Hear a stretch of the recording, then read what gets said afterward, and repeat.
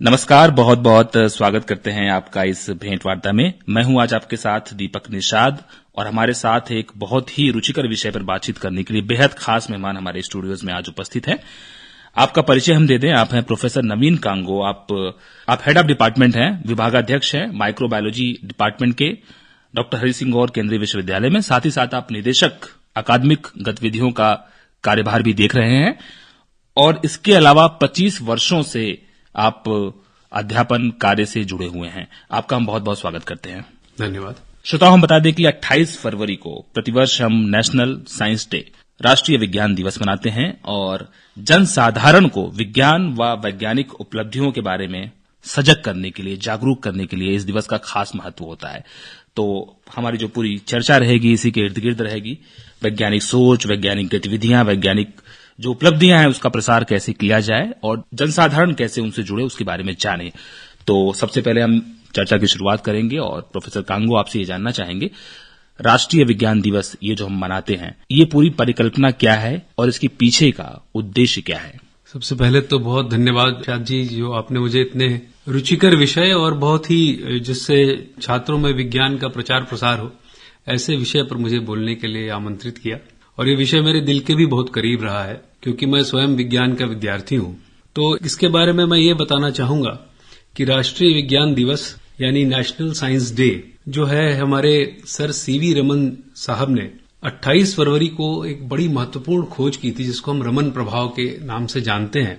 ये एक फिजिसिस्ट थे, भौतिक शास्त्री थे और यह खोज इतनी महत्वपूर्ण थी कि सन 1930 में इनको नोबेल पुरस्कार से सम्मानित किया गया। तो यह दिवस हम इस घटना को सेलिब्रेट करने के लिए, मनाने के लिए और कमेमोरेट करने के लिए कि हमारे भारतीय परिदृश्य में इतने महान वैज्ञानिक हुए जिन्होंने बहुत ही कम संसाधनों में इतनी महत्वपूर्ण खोज की कि उन्हें नोबेल पुरस्कार से सम्मानित किया गया। तो हम ये दिवस मनाते हैं और बहुत जोर शोर से इसको पूरे देश में मनाया जाता है और इसका उद्देश्य यह है कि पूरे देश में विज्ञान का प्रचार प्रसार हो और बच्चों में खास करके वैज्ञानिक दृष्टि डेवलप हो और ना कि सिर्फ बच्चों में, जो छात्र है या जो समाज है वो भी वैज्ञानिक दृष्टिकोण विकसित करे ताकि जिसको हम कहते हैं अपलिफ्टमेंट या क्वालिटी ऑफ लाइफ इंप्रूव हो सके। तो कुल मिला के ये दिन जो है इस तौर पे महत्वपूर्ण है कि हम लोग विज्ञान के प्रति सेंसिटाइज हों और ज्यादा से ज्यादा छात्र जो है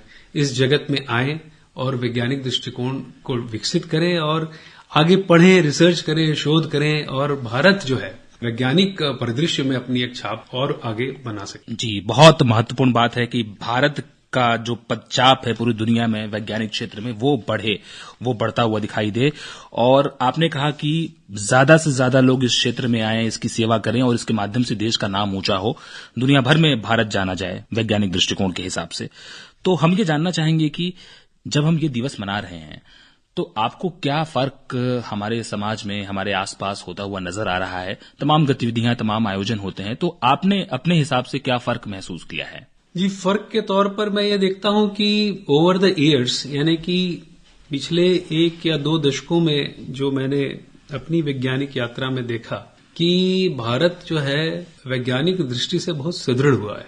मसलन कि जो यंत्र कहीं कहीं पहले बड़े रेयरली उपलब्ध हुआ करते थे वो आजकल बहुत ज्यादा जगहों पर उपलब्ध है। छात्र भी अधिक रुचि ले रहे हैं और हमारे कंट्री से अगर मैं कह सकूं तो बहुत अच्छे पब्लिकेशंस भी आ रहे हैं। पहले एक लिमिटेशन जो ये मेरा बहुत ही व्यक्तिगत ऑब्जर्वेशन है कि बहुत बार हम लोग जिसको कहते हैं ना लुक वेस्ट नीति, कि जो भी साइंस है वो पाश्चात्य देशों में हो रहा है। मुझे लगता है कि बीते समय में निर्भरता कुछ कम हुई है और यही एक बहुत अच्छी बात है कि हम अपनी यात्रा खुद कर पा रहे हैं। जैसे मैं अपने विश्वविद्यालय को ही लेकर देखता हूं तो आज हमारे विश्वविद्यालय में, जिसको माननीय कुलपति जी के प्रोफेसर नीलिमा गुप्ता जी के निर्देशन में हमने सेंटर ऑफ एडवांस रिसर्च एक बनाया हुआ है, तो उसमें बहुत सारे यंत्रों से सुसज्जित जो है प्रयोगशालाएं हैं जिसमें सेम, टेम, एक्सआरडी, एनएमआर और रियल टाइम पीसीआर जिसका कोविड की पहचान में बहुत उपयोग किया गया। तो ऐसी चीजों से जब सुसज्जित प्रयोगशालाएं रहेंगी, वो छात्र छात्राओं को उपलब्ध रहेंगी, तो निश्चित तौर पर उनमें वैज्ञानिक दृष्टिकोण विकसित होने में बहुत सहूलियत बनेगी। तो एक तो मैं ये फर्क देखता हूं कि अब जो है हम काफी तौर पे इंडिपेंडेंट महसूस करते हैं। दूसरा ये है कि मैं अभी इससे भी जुड़ा हूं, जिसको कहते हैं राष्ट्रीय शिक्षा नीति के क्रियान्वयन से। तो उसमें एक मल्टी डिसिप्लिनैरिटी का कॉन्सेप्ट है कि इतिहास का जो विद्यार्थी है वो भी विज्ञान पढ़ेगा। तो ये भी एक बड़ी सहूलियत है कि जो एक वाटर टाइट कंपार्टमेंटलाइजेशन होता था कि म्यूजिक का बच्चा जो है वो जरूरी नहीं कि जाने कि माइक्रोस्कोप क्या है, या जो माइक्रोबायोलॉजिस्ट है वो ये ना जाने कि सितार में दरअसल के सितार बजने के पीछे विज्ञान क्या है। तो दरअसल ये जब आवागमन होगा तो मुझे लगता है कि वैज्ञानिक दृष्टि में और भी समृद्धि आएगी। जी, बहुत अच्छी बात है। आपने बताया कि राष्ट्रीय शिक्षा नीति 2020 ये जो है 2020 ये कहीं न कहीं एक कदम है, ये मार्ग प्रशस्त कर रहा है वैज्ञानिक दृष्टिकोण को और बढ़ाने में। निश्चित रूप से जब जानकारियों का आदान प्रदान होगा और कोई विषय किसी एक कंपार्टमेंट में सिमट कर नहीं रह जाएगा और तमाम लोग उसमें आ सकते हैं, तो निश्चित रूप से इसके प्रचार में, इसके प्रसार में बहुत मदद मिलेगी, सहूलियत मिलेगी इससे। और बहुत अच्छी बात आपने ये बताई कि हम अब पश्चिम की तरफ नहीं देख रहे हैं। वैज्ञानिक अनुसंधान और शोध के मामले में हम काफी आत्मनिर्भर हुए हैं और कोरोना का एग्जाम्पल, उदाहरण आपने जो दिया, उसमें बहुत अच्छी बात ये निकल करके आई कि भारत ने जो है वैक्सीन्स की सप्लाई दुनिया भर में की और बहुत सारी दवाइयां आज भी भारत से बाहर एक्सपोर्ट की जाती हैं। बड़ा प्रत्यक्ष उदाहरण है कि किस तरह से हम छोटे छोटे गांव कस्बों में, जिसको हम रियल टाइम पीसीआर टेक्नोलॉजी कहते हैं, तो वो बहुत त्वरित गति से उपलब्ध कराई गई और बहुत ही जिसको कहना चाहिए काबिलियत से जांच परख हो सकी, जिसके की कारण उसका निदान हो सका। और ये टेक्नोलॉजी, इसका तो लोगों ने नाम भी नहीं सुना था। यही तो वैज्ञानिक दृष्टिकोण है, जिसको हम कहते हैं कि आपदा आपको कई बार ऐसी चुनौतियां देती है कि आप सीखते बहुत हैं। तो किस तरह से टेक्नोलॉजी परकोलेट की है कि हर बच्चा और हर एक लेमैन भी कहने लगा था कि आपने आरटीपीसीआर जांच कराई क्या, जबकि ये आरटीपीसीआर एक बहुत ही संश्लिष्ट और बड़ा ही सोफिस्टिकेटेड इक्विपमेंट है, वैज्ञानिक जगत में इस्तेमाल होने वाली चीज है, वेरी मच लिमिटेड टू से बायोटेक्नोलॉजी और माइक्रोबायोलॉजी। तो ये मेरे लिए बड़ा ही एक आह्लादित करने वाला विषय था कि किस तरह से जो है विज्ञान जीवन को प्रभावित कर सकता है और एक सामान्य जन को कैसे आप उसमें से बेनिफिट पहुंचा सकते हैं। ये बहुत ही इंटरेस्टिंग विषय है इस तौर पे। जी, निश्चित रूप से ये हमें आह्लादित करता है और प्रसन्नता का विषय है। और विज्ञान जो है, हम लैब से लैंड की तरफ आने की बात करते हैं, प्रयोगशाला से निकल करके चीजें सड़क में आए, जनता के बीच में आए, ताकि जनता उसे जान सके।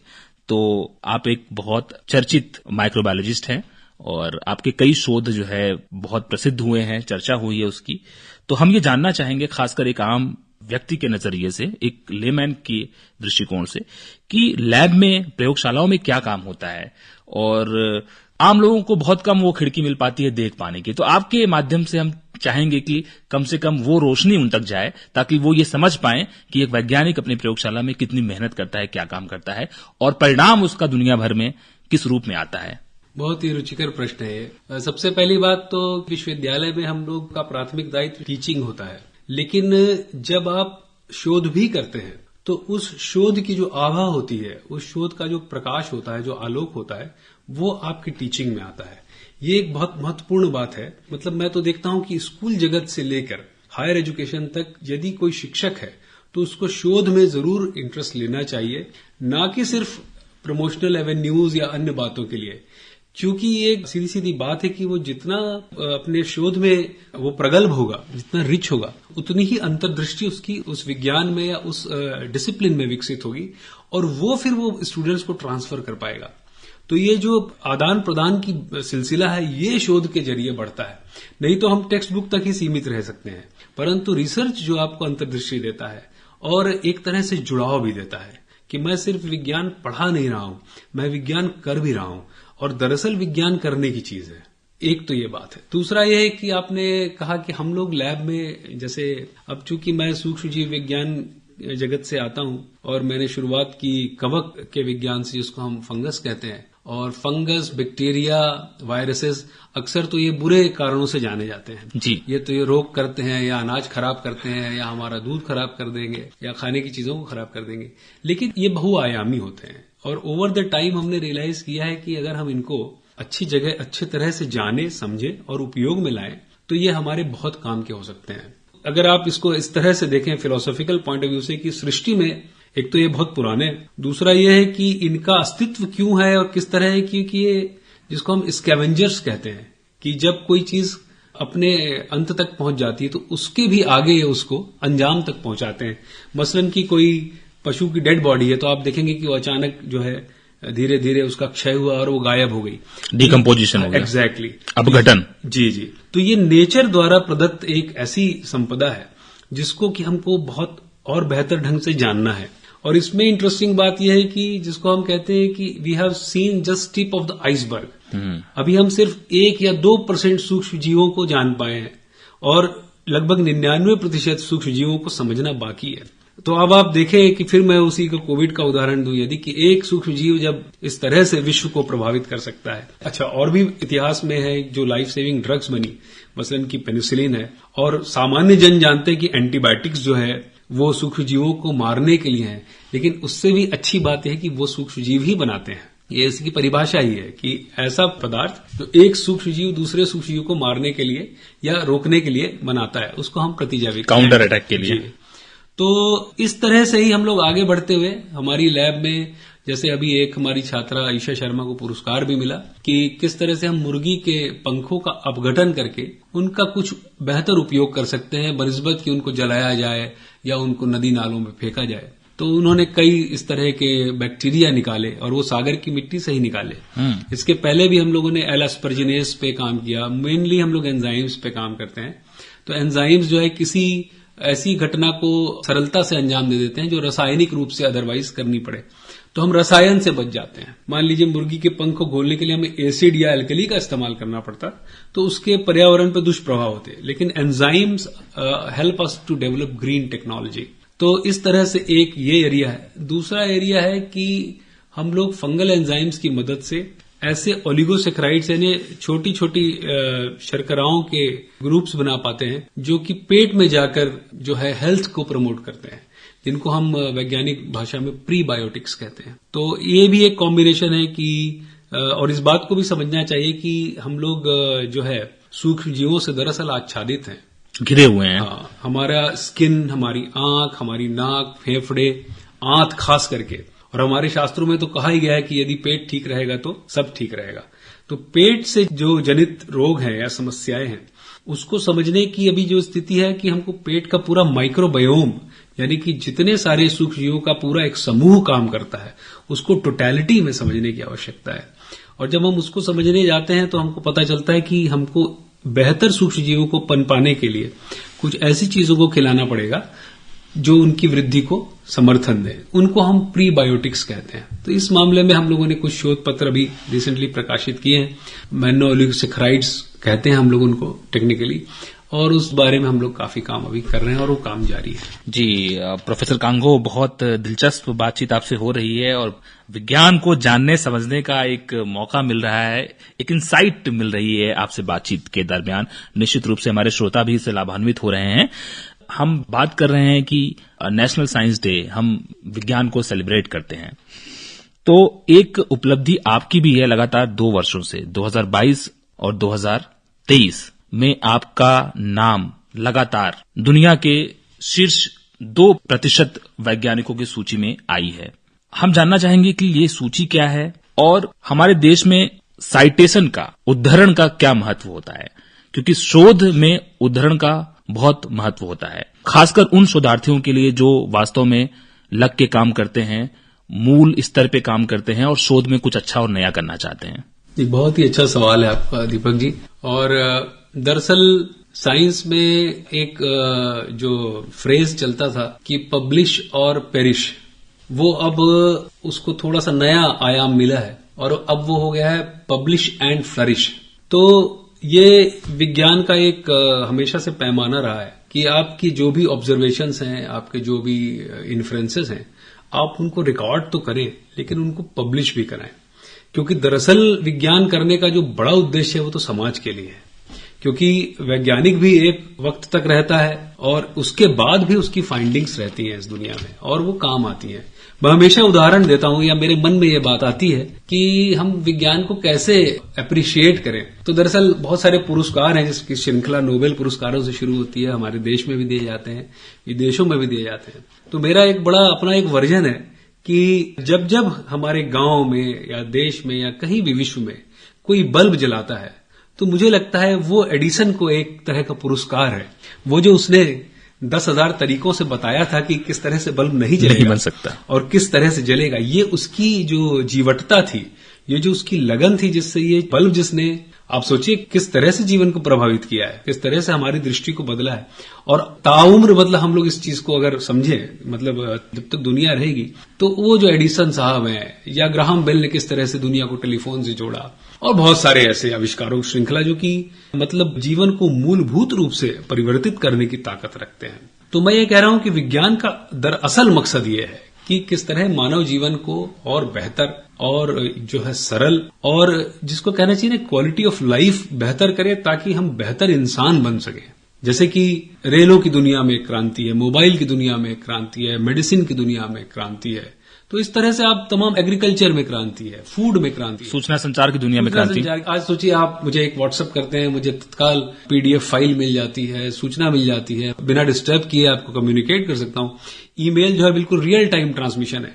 तो बहुत खासकर आजकल जो आर्टिफिशियल इंटेलिजेंस का जमाना है, आप कई लोगों के काम को एक व्यक्ति कर सकता है, बिल्कुल। और कई घंटों के काम को आप चंद सेकंड में कर सकते हैं। कितनी बड़ी ये क्रांति है विज्ञान के क्षेत्र में। बेशक, और इसीलिए मेरा ये मानना है कि जो मनुष्य साधारण, जो हम लोग लेमन है, जो भी जिसको कि सीधे तौर पे विज्ञान से सरोकार नहीं है, वो अनजाने में भी बहुत बेनिफिट होता है। ये इसका बड़ा एक सुंदर लक्षण है। और मेरा ये मानना है कि हमारे स्कूल में जो शिक्षा है, उसमें वैज्ञानिक दृष्टिकोण को विकसित करने के लिए बहुत गंभीर प्रयास किए जाने चाहिए। क्योंकि बहुत बार स्कूलिंग में जो नंबर गेम है या जो मेरिटोक्रेसी है, उसमें कहीं न कहीं छात्रों का जो ऑब्जर्वेशन है या जो एक वैज्ञानिक दृष्टिकोण का विकास है, वो पीछे रह जाता है। और ऐसा कमोबेश मैं कह रहा हूं, और बहुत हम सब लोग इस चीज को महसूस कर सकते हैं कि ज्यादातर लोगों के साथ होता है कि हम लोग को ये कहा जाता है कि आप नंबर पाइए, लेकिन कहीं न कहीं उसकी जो बच्चे की ललक है एक माइक्रोस्कोप से जीवाणु को देखने की, या दही में कौन सा सूक्ष्म जीव है, या जो फिजिक्स के प्रिंसिपल्स को समझने की है, रिफ्रैक्शन कैसे होता है, और पानी में हाथ डालो तो ऊपर क्यों दिखता है, तो इस तरह की जो बातें हैं ये कहीं न कहीं पीछे होती जा रही है। और प्रकृति से जो संवाद है, क्योंकि विज्ञान, कई लोगों का यह मानना है कि प्रकृति से दूर कर देता है। मैं ऐसा नहीं मानता हूं। विज्ञान जो है दरअसल आपको प्रकृति को देखने की एक नई दृष्टि दे सकता है, बशर्ते कि आप अलाउ करें। फोटोसिंथेसिस के बारे में विचार करें जब आप किसी हरे पत्ते को देखते हैं, और एट द सेम टाइम आप देखेंगे कि कई वेरिएगेटेड लीफ पैटर्न, जिसको हम कहते हैं कि बहुत सारे उसमें पिगमेंट्स हैं पत्तियों में, तो वही बच्चा सोच सकता है कि ये क्यों है, कैसे है। तो ये जो उसका विस्मय है, ये कहीं न कहीं स्कूली शिक्षा में हमको इसको बढ़ावा देना चाहिए, ताकि वो उन चीजों से सीधे सीधे जुड़ सके और उनको अप्रिशिएट कर सके। और वहां से हम फिर उस बात को, जिसको फिर मैं कहता हूं कि एनईपी 2020 में एक अच्छा प्रयास देखता हूं मैं, कि it's a vertical integration of teaching and learning right from school up to higher education. तो ये बहुत अच्छा है कि इस तरह की सोच विकसित की जा रही है कि हम बच्चों को, जिसको कहते हैं ना, कैच देम यंग, कि जब वो इस भटकाव में कि मुझे नंबर लाने हैं और मुझे फलाना परीक्षा पास करनी, इसी दौरान आप उनको ये भी बताएं कि बेटा यूं भी है कि तुम इन चीजों को ऐसे देखो। जी, देखने का नजरिया जो है वो बदला जा सकता है। और जब आप एक सतह के नीचे दूसरी सतह और दूसरी सतह के नीचे और जो कई सतह छिपी हुई हैं, वो आपके नजरिए से ही उद्घाटित होती हैं। और वो तब होगा जब आप बता रहे हैं कि अध्यापन के साथ साथ आप शोध कार्यों में भी बहुत गहरे से जुड़े हुए हैं, तभी आपको वो जो मल्टी लेयर्स के जो अंदर के भीतर के लेयर छिपे हुए हैं वो नजर आएंगे। बहुत अच्छी बात है प्रोफेसर कांगो। और आपने बच्चों की बात की, स्कूली शिक्षा की बात की, खासकर हम विद्यार्थियों की बात करना चाहेंगे जो बिल्कुल नए हैं बच्चे हैं, अभी विज्ञान में अभी उनका थोड़ा थोड़ा जो है परिचय हुआ है। उन बच्चों के लिए आप क्या कहना चाहेंगे, चूंकि आपका इतना लंबा अनुभव रहा है, और खासकर आप टीचर्स को भी कैसे एड्रेस करना चाहेंगे, उनके लिए क्या बताना चाहेंगे कि कोई बच्चा यदि नवाचार करना चाह रहा है, कोई नई दृष्टि लेकर के आ रहा है, तो कैसे सराहें उसे, कैसे उसे प्रोत्साहित करें, कैसे उसे आगे बढ़ने के लिए प्रेरित करें। और नंबर गेम से भी बहुत आगे जाकर के दुनिया है, और जरूरी नहीं है कि आप नंबर गेम में कहीं फेल हो गए हैं तो आप जीवन के रेस में, दौड़ में, जीवन यात्रा में फेल हो गए हैं, क्योंकि बहुत सारे उदाहरण हमारे सामने ऐसे रहे हैं जहां लोग असफल रहे हैं। विज्ञान जगत में तो ऐसे ज्यादातर उदाहरण रहे हैं, और बाद में वो ऐसी खोज हुई जो पूरी दुनिया को एक नई दृष्टि दी। ये बहुत महत्वपूर्ण सवाल यूं है कि दरअसल जो तरुणाई है हमारी, वही हमारा भविष्य है। और यदि हम उनको ठीक से, जिसको ग्रूमिंग कहते हैं, है ना, अगर उनको ठीक से नर्चर करेंगे और हम वेलकमिंग होंगे उनके लिए। और ये भी है कि कहीं न कहीं उनको इस चीज का एहसास होना चाहिए कि इसमें भी भविष्य है, यूं ही नहीं है कि आप एक दो काम करें तो ही आप सफल माने जाएंगे। और एक और बात जो मैं कहना चाहूंगा शिक्षक होने के नाते, कि हम लोग को कोशिश करनी चाहिए कि अगर उनमें झुकाव है विज्ञान की तरफ तो वो आइडेंटिफाई किया जाए और फिर उसको एनकरेज किया जाए, ना कि ये कहा जाए कि तुम ये भी पढ़ो। और फिर यदि वो कोई प्रश्न पूछते हैं, विज्ञान प्रश्न से ही चलता है कि आप एक के बाद एक वो छात्र प्रश्न पूछेगा। हो सकता है कि कई बार ये स्थिति आए कि हम कहें कि भाई हम देखकर बताएंगे, तो ये कोई बहुत वैसी बात नहीं है, क्योंकि it's a life long learning, है ना। मैं हमेशा कहता हूं कि यदि कोई प्रश्न ना बने तो समझ लीजिए कि ये इंडिकेशन है कि आपको उसके बारे में और प्रयास करना चाहिए, और ये अच्छी बात है कि आपको पहले पता चल गया। इस तरह से मैं देखता हूं कि छात्रों को एनकरेज करना चाहिए। और दूसरा, प्रैक्टिकल्स कई बार कक्षाओं में निगलेक्टेड रह जाते हैं, क्योंकि थ्योरी तो आप लिखते हो कॉपी में, जो प्रयोगशाला है उसका खूब उपयोग हो और वो बड़ी एक तरह से वेलकमिंग और एक एंटरटेनिंग जगह हो। आप वहां बात करें और रीजनेबल बात करें और प्रश्न उत्तर करें और एक्सपेरिमेंट्स करें और वहां पर सारी सहूलियतें हो। तो ये सब मैं देखता हूं कि निश्चित रूप से हमारी जो तरुणाई है या बच्चे हैं उनको प्रेरित करेगी कि वो विज्ञान को एज अ करियर लें। और मैं देखता हूं कि यदि बेस्ट ब्रेन्स इसमें आते हैं तो हमारे ही वैज्ञानिक विदेशों में जाके कमाल करते हैं, इसमें कोई दो राय नहीं है। देश में भी करते हैं, लेकिन वहां पर कुछ इस तरह से है कि ज्यादा सुविधाएं हो सकती, जिसको हम पहले के अरसे में ब्रेन ड्रेन कहते रहे। तो ये है, रिवर्स साइकिल भी चलेगी। हाँ, और बिल्कुल, ब्रेन गेन भी हो रहा है। गेन होना चाहिए, बिल्कुल। जी जी जी, बहुत अच्छी बातचीत आपसे हो रही है। और आपने बोला कि प्रश्न पूछना चाहिए। क्वेश्चनिंग माइंड ही जो है एक वैज्ञानिक सोच की तरफ आपको लेकर के जाता है। किताबों में पढ़ा हुआ देखा है, कितनी सच्चाई है इसमें। लाखों लोगों ने देखा कि सेब गिरता है, लेकिन न्यूटन ने पूछा कि क्यों। तो ये क्यों से ही गुरुत्वाकर्षण का नियम जो है फलित होता है, खोजा जाता है। बस आखिरी में चलते चलते आपसे हम जानना चाहेंगे कि जब हम विज्ञान की बात कर रहे हैं तो विज्ञान सिर्फ विज्ञान की पढ़ाई तक ही सीमित नहीं है। हमें इस बात को समझना चाहिए।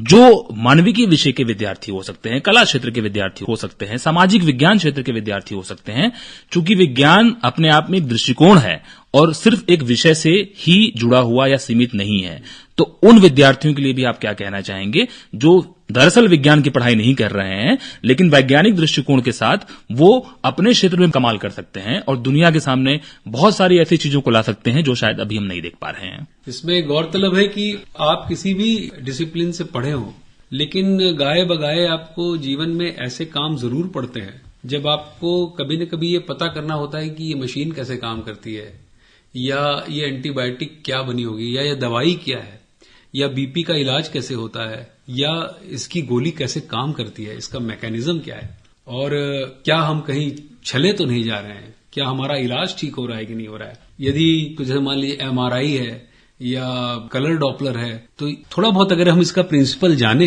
तो इसमें कोई नुकसान नहीं है। मेरे ख्याल से ये लाभ की बात है। तो दूसरा फिर यह है कि आप स्वयं तो अपना फायदा देखेंगे ही इसमें, लेकिन आपके परिवार में जो सदस्य हैं, चाहे वो बुजुर्ग हो या बच्चे हो, आप उनकी मदद कर सकते हैं इस वैज्ञानिक दृष्टिकोण के आधार पे कि क्या तुमको दवाई ठीक दी जा रही है, क्या इसका हेल्थ ठीक है, क्या इसके माइलस्टोन्स ठीक हैं बच्चे के। तो बहुत सारा एक पूरा जो दृष्टिकोण जिसको हम कहते हैं, जो मतलब देखने का नजरिया है जगत को, वो बदलता है यदि आप विज्ञान से जुड़ते हैं, और ये बहुत लाभकारी है। क्या है, सिर्फ जो पढ़ाई लिखाई है उसका अंजाम नौकरी ही हो ऐसा जरूरी नहीं है, या ये कहें कि हमने विज्ञान पढ़ा है तो हम विज्ञान जगत में एम्प्लॉयमेंट खोज रहे हैं, दैट इज वन पॉसिबिलिटी, उसमें कोई दिक्कत नहीं है। लेकिन उसके अलावा जो आपका नजरिया विकसित होता है वो आपको काफी मदद करेगा चीजों को देखने, समझने और करने में। तो मेरा मानना है कि इस तौर पे भी विज्ञान का जो प्रादुर्भाव है, प्रचार प्रसार है, वो जन सामान्य में बहुत जरूरी है कि हो। मसलन कि अभी मैं एक जगह गया था तो वहां पर रिसर्च का विषय लिया उन्होंने कि विदाउट स्मोक टोबैको का जो माउथ के माइक्रोफ्लोरा है उस पर क्या प्रभाव होगा। तो ये बड़ा रुचिकर विषय है, क्योंकि जिसको आप गुटखा इत्यादि ये लोग उपयोग करते हैं, तो वो किस तरह से जो उनके शरीर के जीवाणुओं को या अच्छे जीवाणुओं को प्रभावित कर रहा है। अब ये एक ऐसा आयाम है जिसको सामने लाना बड़ा रुचिकर होगा, क्योंकि आमतौर पे आदमी यही देखता है कि इन्होंने गुटखा खाने से कैंसर होता है। और अच्छा, ये भी बात है कि जब आप उससे जुड़ते हैं तो उसका ये भी आयाम पता चलते हैं आपको कि इस विषय में जो इसकी गहराई है वो यहां तक है कि किस तरह से आप उसको एक लेमन रिलेट कर सकता है कि how tobacco chewing is related with cancer. तो ये एक सीधा सीधा फायदा है जिसको हम कहें कि नगद फायदा है जानकारी का। तो उसको हम मोराल के तौर के अलावा एक वैज्ञानिक दृष्टि दे सकते हैं कि भाई तुम ऐसा मत करो। जी, ये बात बिल्कुल। और बल्ब की बात हुई, बल्ब जलते ही अंधकार दूर हो जाता है। जी, जी। तो वैज्ञानिक दृष्टिकोण जहां है वहां अंधकार नहीं है, जी, वहां ज्ञान है, और जहां ज्ञान है वहां अंधकार हो ही नहीं सकता है। बहुत दिलचस्प, बहुत अच्छी बातचीत हुई आपसे। और हमारे दैनिक जीवन में विज्ञान है, हम अगर महसूस करके देखें हमारे आसपास विज्ञान है। और विज्ञान दरअसल आपने बताया कि समाज के लिए है, और समाज से एक बेहतर नागरिक को जन्म देता है विज्ञान। और वो बेहतर नागरिक अंततः एक बेहतर समाज का निर्माण करता है, जिससे देश और दुनिया की तरक्की होती है। बहुत अच्छी बातचीत हुई प्रोफेसर नवीन कांगो साहब आपसे। बहुत बहुत शुक्रिया अदा करना चाहते हैं। आप स्वयं जो है बहुआयामी शख्सियत के धनी हैं, और आपसे सिर्फ आज विज्ञान के बारे में चर्चा हो पाई है। अगली मुलाकात में आपसे आपके जो शख्सियत के और भी पहलू हैं हम उनसे बातचीत करेंगे और अपने श्रोताओं को उससे रूबरू भी करवाएंगे। बहुत बहुत शुक्रिया अदा करना चाहते हैं। मैं चलते चलते कहना चाहूंगा जी जरूर कि इस बार जो है department of science and technology ने ये जो साइंस डे है उसको इंडिजिनस टेक्नोलॉजीज फॉर विकसित भारत पर डेडिकेट किया है। और ये फिर एक बहुत ही इंटरेस्टिंग विषय है कि हमारी जो थाती है इस देश की, हमारा जो इतिहास रहा है, हम उसको री इन्वेंट करें। हम वहां तक पहुंचे कि किस तरह से हमारे प्राचीन काल में जो भारत का एक बहुत ही स्वर्णिम इतिहास रहा है, तो उसको जाने। और मेरा उसका ग्लोरीफाई करना तो ठीक है, उसमें महत्वपूर्ण बात यह है कि हमको इस बात को समझना होगा कि यदि हमको अपनी समस्याओं का समाधान देखना है तो हमको उसको अपने तौर पे खोजना होगा। वो आप आयातित नहीं कर सकते हैं, क्योंकि अगर आपके खेत की समस्या है तो उसका समाधान किसी दूसरे देश से आए, ये तो बात समझ में नहीं आती है। हाँ ठीक है कि आप प्रिंसिपल्स वही सब रहते हैं, लेकिन बहुत सारी बातें जो है जिसको हम कहते हैं कि लोकली भी स्पेसिफाई होती हैं। तो हमको दोनों बातों पर गौर करना चाहिए कि एक तो हम अपनी थाती को खोजें, हम अपने इतिहास को जानें, और हमारा इतिहास बहुत रिच रहा है, हम उसकी तरफ सम्मान देखें। और दूसरा, उसी के चलते हम अपनी लोकल प्रॉब्लम्स को आइडेंटिफाई करें और एक अपनी ही अप्रोच लेकर अपने ही सॉल्यूशंस खोजें। तो ये मेरा इस पर थोड़ा सा इसरार था। और जो है वोकल फॉर लोकल हम कहते भी हैं, इसको बढ़ावा भी दे रहे हैं। तो हम विज्ञान की जो चुनौतियां हैं उसके लिए भी वोकल फॉर लोकल हैं, उसका भी एक स्थानीय और लोकलाइज जो है सोल्यूशन ढूंढने की कोशिश करें। बिल्कुल, जैसे आप खान पान को ही लेके बात करें, अभी हमारे विश्वविद्यालय में भी हम लोगों ने इस पर चर्चा की थी। अगर मान लीजिए आप किसी वेस्टर्न न्यूट्रिशनिस्ट से सलाह लेते हैं तो वो आपको कहेगा कि आप कीवी खाओ। आपको यकायक लगेगा कि जो हमारा अमरूद है या जो हमारा तेंदू है, या हमारे यहाँ जो मोटे अनाज हुआ करते थे, तो ये जो मिलेट्स हैं, तो इन चीजों को क्यों ना हम सामने लाएं। और जो धीरे से वेस्ट मानने लगा है कि जो फाइबर वाले जो अनाज है वो बेहतर है, तो देखिए किस तरह से चीजें लौटती हैं। तो बेहतर है कि हम इनको खोज लें। जी, बातचीत जो है हम यहीं विराम देते हैं, क्योंकि बातचीत करने के लिए बहुत कुछ है और आपके खजाने में बहुत कुछ है कहने के लिए। तो हम अगली बार के लिए प्रतीक्षा करते हैं, अगली बातचीत के लिए। Professor Naveen Congo, department of microbiology से आप हमारे बीच आए और आपने हमारे श्रोताओं को इतनी महत्वपूर्ण बातें राष्ट्रीय विज्ञान दिवस के अवसर पर आपने बताई, साझा की। आपने हमारे लिए वक्त निकाला, बहुत बहुत शुक्रिया आपका। और मैं चाहता हूं कि हमारे विश्वविद्यालय से भी लोग जुड़े विज्ञान के तौर पे, क्योंकि हमारे पास बहुत कुछ है विज्ञान के बारे में बताने के लिए। और हम लोगों ने इस क्रम में बच्चों को भी इनवाइट किया था इस बार गौर दिवस पर, गौर सप्ताह में बच्चे आए थे। और वहां से ये भी एक जरिया है कि कैसे आप समाज को, बच्चों को जोड़ सकते हैं। और लाइक आई सेड कि we should be trying to make them interested right at a very tender and young age. Teach them young. जी, बहुत धन्यवाद। Thank you. नमस्कार।